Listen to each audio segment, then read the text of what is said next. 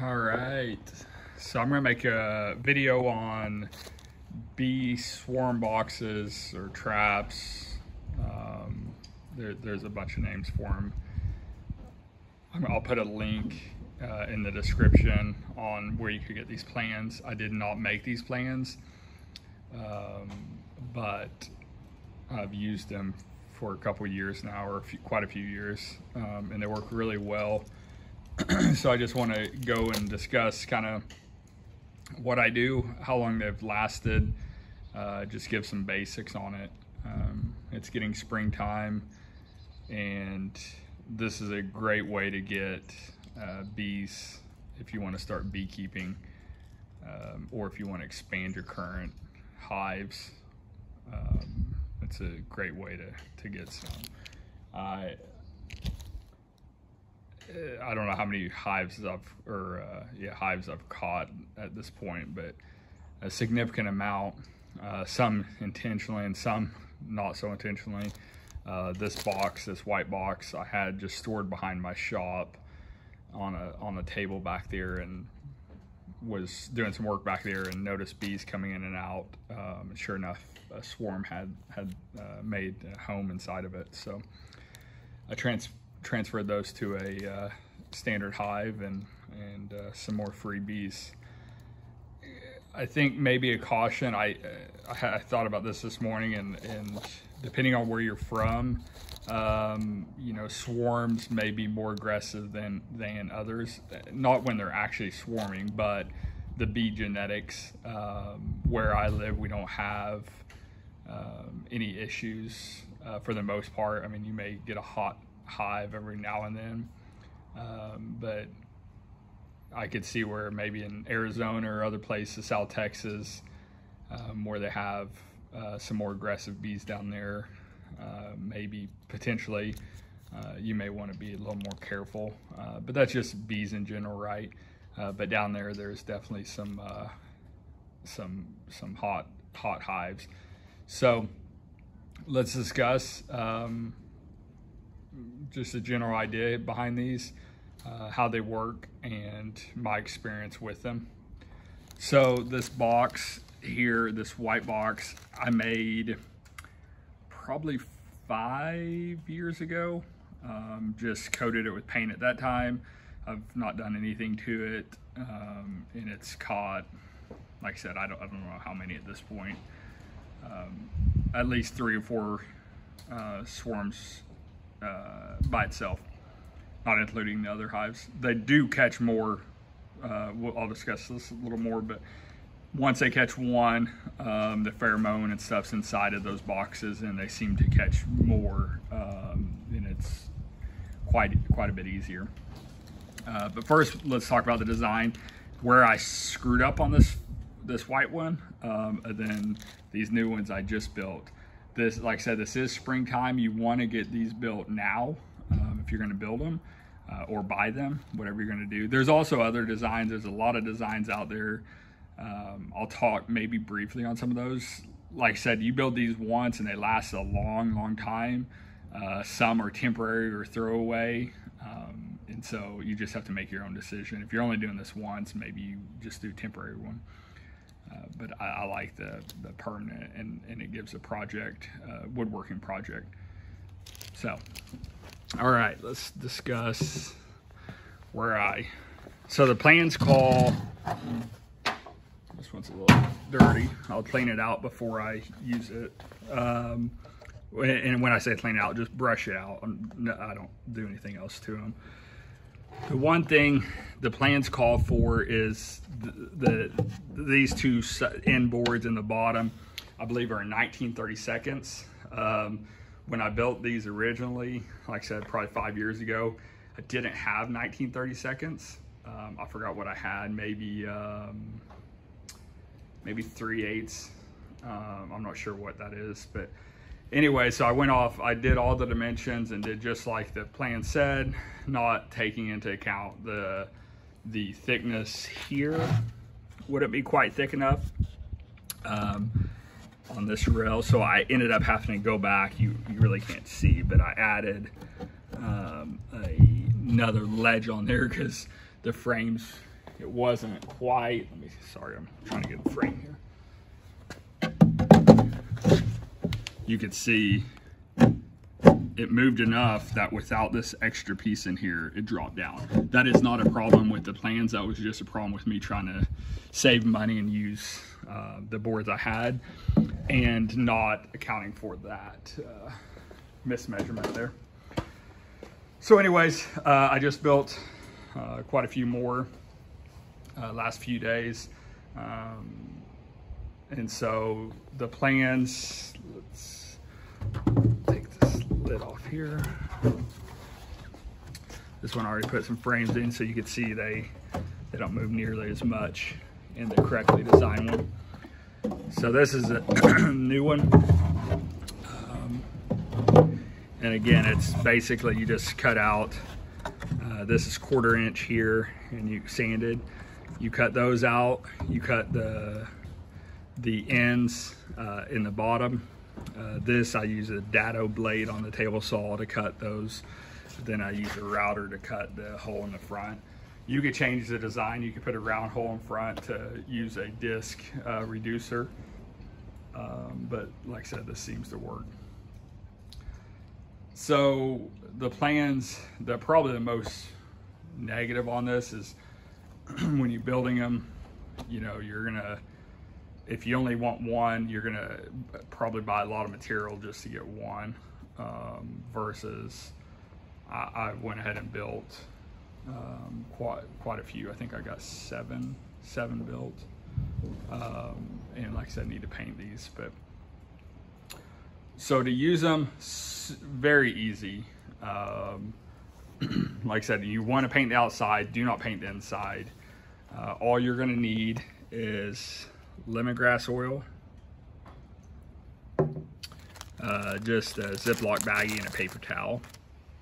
And this I'll brush out, but like I said, the reason you want to build these early is because, of course, when you cut this new wood, it smells like the new wood, and it's really good to kind of get that seasoned in terms of get the smell out there and to get more of just the raw wood smell versus a something that's been manufactured, the glues and everything else they use.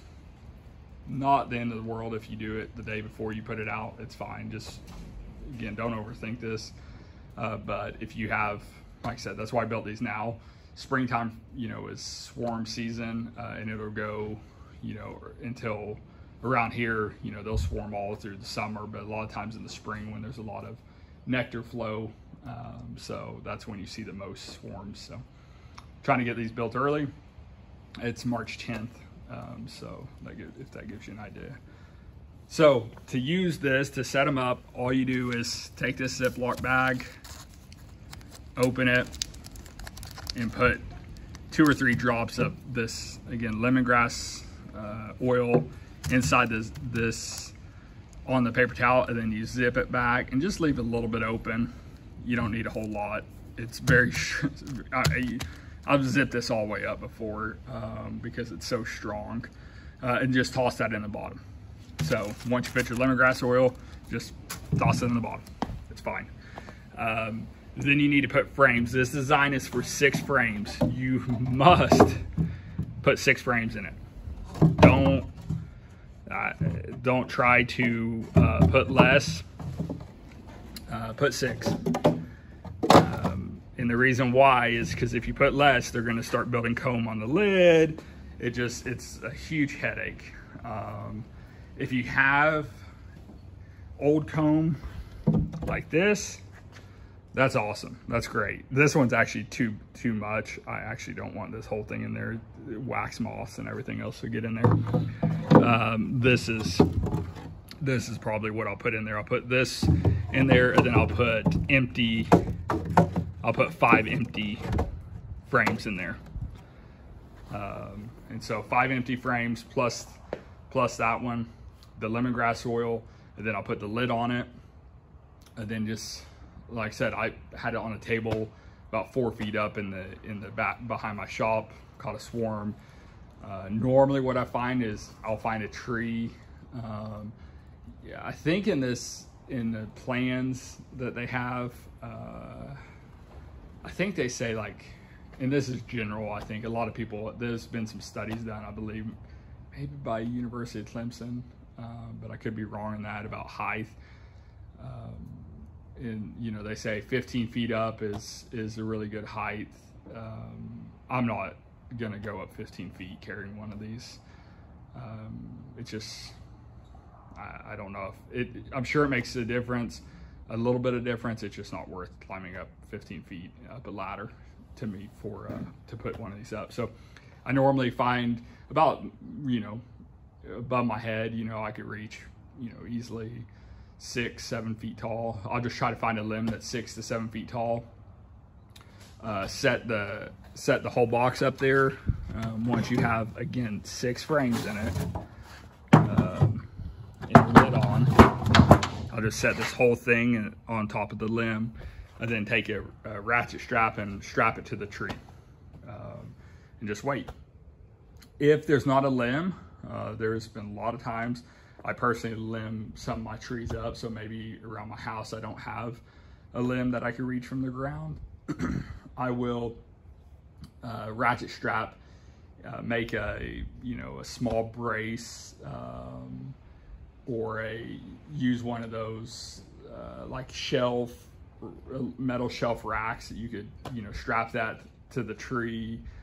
You could basically ratchet strap just about anything to the tree that could set this on there for a short period of time, so you can get a ratchet strap around it. It's pretty straightforward. You may have to get creative on some of the trees, but it's not bad. Design wise, you'll see if you search for different designs, there's designs that have hangers on the side that you could, you know, put screws into the tree, hang them up. There's all different types. Personally, I think those work great as well. I've just had really good success with this. It's size specific. For some reason, there's been some studies done and bees like this size container. It doesn't have anything to do with necessarily the overall dimensions as much as it is the total volume. So they seem to work. Let's see, yeah, 6 frames. I just want to make sure I counted those right. If you don't have old comb like that, just go ahead and get new comb or new frames. They'll build on it. It'll be okay. So that's kind of my process on my swarm boxes. Please ask questions if you have any. Like I said, the link that I'll provide that has the plans for these also has a lot of tips and some safety stuff. Again, if you're going to be climbing up and doing that kind of stuff, you need to be very cautious. One other thing, I guess, once you do get bees in there, I go out the night before I'm going to move them, or early in the morning before the ladies wake up, and I'll just put a piece of window screen, the aluminum window screen. I've never tried the fiberglass, but I don't know if they could chew through that or not, but the aluminum, I know they can, and that'll give some breathing. And I'll just staple that onto the outside, or tape it really good, one of the two. Normally I staple it, then take it, you know, to my house or wherever I'm going to keep the bees, and that way you can move them very easily and they can't get out. So but you do want to do it early in the morning or late at night, so that you don't, you know, lose half your bees out foraging. When you're removing the staples, try not to, if you do staple the screen on there, don't over staple it. You don't want a ton of staples, because you do have to remove those staples, and you don't want to be banging around on it, upsetting the ladies before they come out. So anyways, that's all you need. Like I said, there's a bunch of other ones out there, pots and everything else, like planters that people use. What I think the lemongrass is probably one of the bigger things that attracts them. So get creative and go catch the bees. Again, be careful if you're not if you don't know anything about beekeeping. This is a really good way to get your bees, but there's a lot of good information out there on YouTube and other websites on actually getting started in beekeeping, the gear you need, that kind of stuff, prior to getting the bees. So once you get all that, once you do that studying, understanding the hazards and the fun of beekeeping, the next step would be getting your bees, and this is a great way to get bees. I would, depending on where you're at, probably one more last tip. Sometimes if they're feral bees, maybe they do have a tendency to swarm more often. That's the reason you caught them, is they swarm. So sometimes I will replace the queen after a couple months of them building comb, and I'll just replace the queen, and that'll change their genetics altogether. But again, you get this huge amount of bees at the beginning, basically for free.